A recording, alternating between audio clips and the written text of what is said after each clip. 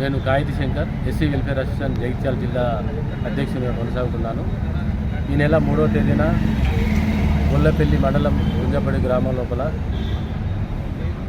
దళిత మహిళపై ఒక అగ్రవర్ణానికి చెందినటువంటి వ్యక్తి అర్ధరాత్రి తప్పదైన మైకం లోపల ఆమె ఒక ఇంటికి వెళ్ళి డోరు కొట్టి ఆమె బయటికి రాగానే ఆమె పైన అత్యాచార ప్రయత్నం చేసిండు.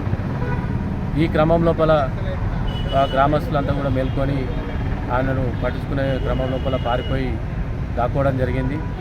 అయితే వీళ్ళు గొల్లపల్లి స్టేషన్కి వెళ్ళి కంప్లైంట్ ఇచ్చిన తర్వాత ఎఫ్ఐఆర్ చేసింది. కానీ ఈ సంఘటన జరిగి కనీసం వారం జరుగుతున్నప్పుడు కూడా బాధితులకు ఇప్పటికీ పూర్తి న్యాయం జరగలేదు. అయితే ఎవరైతే అత్యాచారం చేసినో అగ్రవర్ణ వ్యక్తి ధనవంతుడు కాబట్టి వీళ్ళు ఆర్థికంగా వెనుకబడినటువంటి దళిత కులానికి చెందినటువంటి మహిళ వీళ్ళ కుటుంబ సభ్యులు కూడా ఆర్థికంగా వెనుకబడినారు కాబట్టి వీళ్ళ యొక్క అమాయకత్వాన్ని ఆసరగా తీసుకున్నటువంటి వ్యక్తులు వీళ్ళను ప్రలోభపెట్టి కేసు ఆపాదించుకొని వీళ్ళ కుటుంబ సభ్యులందరూ కూడా భయభ్రాంతులకు గురి చేయడం జరుగుతుందని చెప్పి వాళ్ళు ఆవేదన వ్యక్తం చేయడం జరిగింది.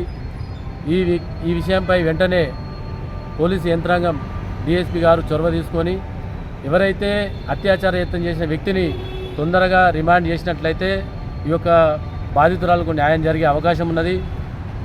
అలాగే బయటనే కొనసాగినట్లయితే వీళ్లకు న్యాయం జరగకుండా ఎవరైతే సాక్షులను కూడా బెదిరింపులకు గురి చేసేటువంటి ప్రయత్నాలు జరుగుతున్నాయి.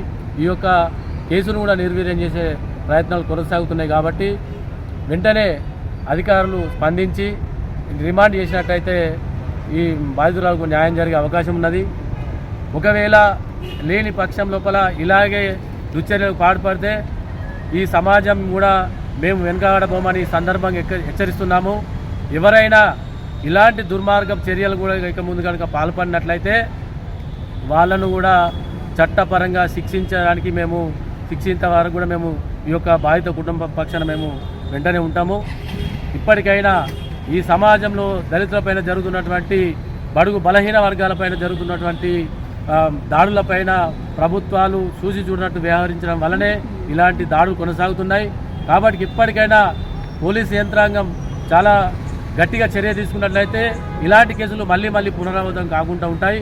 కాబట్టి మేమందరం కూడా పోలీసు శాఖ వారికి విజ్ఞప్తి చేస్తున్నాము. ఆ యొక్క ఎవరైతే అత్యాచార యత్నం చేసినారో అతను తొందరనే రిమాండ్ చేయాలని మేము కోరుతున్నాం. లేని ఎల్ల ఈ ఇంతటితో రాకుండా రాష్ట్ర వ్యాప్తంగా కూడా ఉద్యమం చేయడానికి పిలుపునిస్తాము. కాబట్టి తొందరగా న్యాయం జరిగేలా చర్యలు తీసుకోవాలని మేము విజ్ఞప్తి చేస్తున్నాం. Hi, this is Neha Shetty. Please subscribe to GK News. Hi everybody, subscribe to GK News.